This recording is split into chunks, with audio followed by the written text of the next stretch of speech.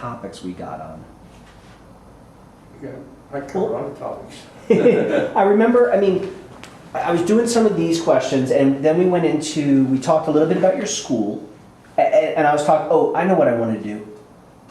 I want to make sure we hear about your education as a little kid up through high school, but then how did you get into the military? Like, how did you go from your town into the military? Because we know that when you go back, then we'll talk about college. Okay, I went to the military by getting a letter from the United States government. You are requested to appear in Fairchance, Pennsylvania for a preliminary physical examination. Mm-hmm. Essentially a draft letter. Exactly. Okay. So I went to that physical examination, and 2 days later I got a deal, you shall report for duty to Fort Meade, Maryland on such and such a date. Uh-huh. And here is the ticket for the transportation to Fort Meade. Okay. And that's how When you got to Fort Meade, how old were you? I was 19. 19. And from there, I would assume they had to put you into basic training, like boot camp? No. Fort Meade was a processing center for recruits from Pennsylvania, Maryland, parts of New Jersey, and almost much of the eastern central part of the United States. And I was there for 3 days. Okay. In those days, they didn't tell you where you were going, what you were going to be, or anything. But I did know from that deal, that's why I took my test, and I scored very high on the test that they used to give all military people, very high.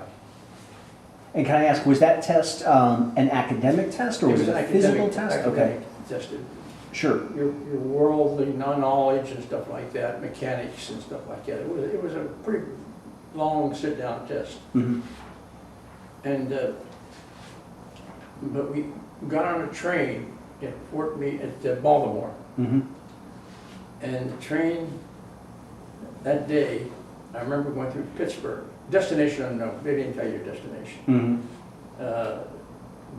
We went through Pittsburgh, kept on going. Next morning, we stopped in Cincinnati, and there was not Red Cross, I forget, what was the name of that outfit that used to give food to soldiers, Nancy, during World War II? They had a name for it. They'd be at train stations with tremendous ham sandwiches and stuff like that. Well, there was this in Cincinnati, and we got all these nice sandwiches, very nice, Destination still unknown.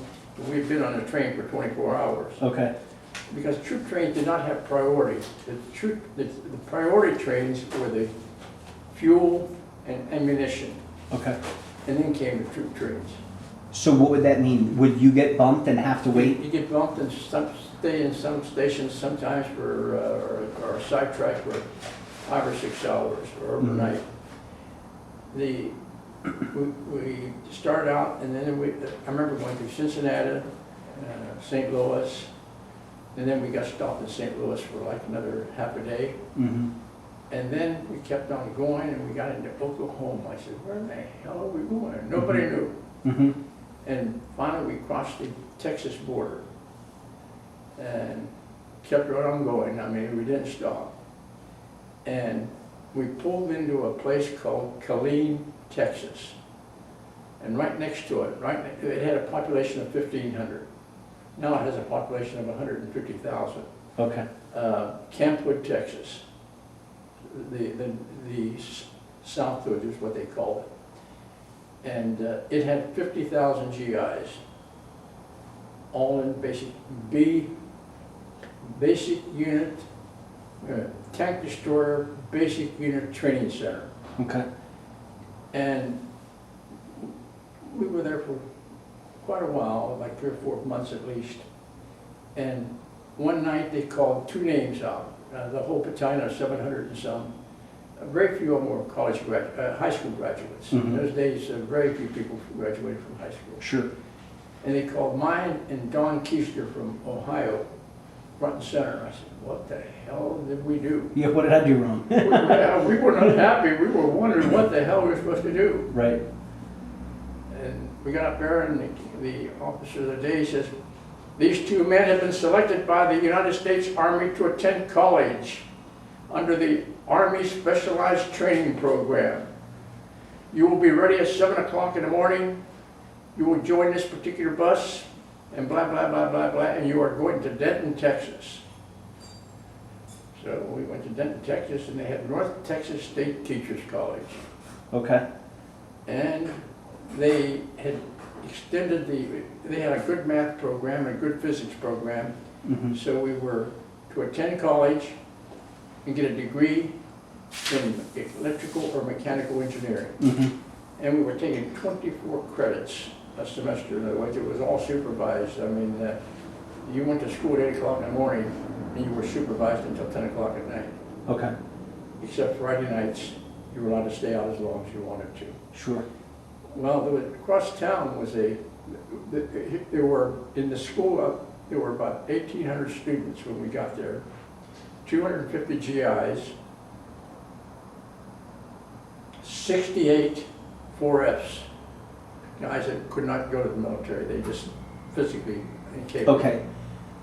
Would they still be in the military though? In a I was in the military, but stayed in the dormitory on campus. okay.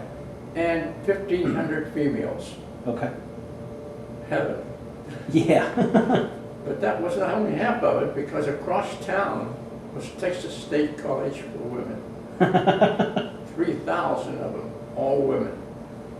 So the ratio was definitely in your favor. No question about it, no question about it. So anyway, the girls at Texas State College complained to our commanding officer that the girls from North Texas State College, from North Texas State College, were getting all the men because they were right close by there and we were attending that school. Mm-hmm.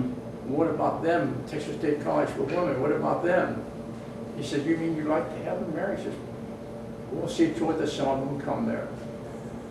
So one Saturday morning, they told us to be dressed in first class military uniform and fall out at 7 o'clock for review. Mm-hmm. And we did that, all dressed up, pushed up. We didn't have any idea where the hell we were going.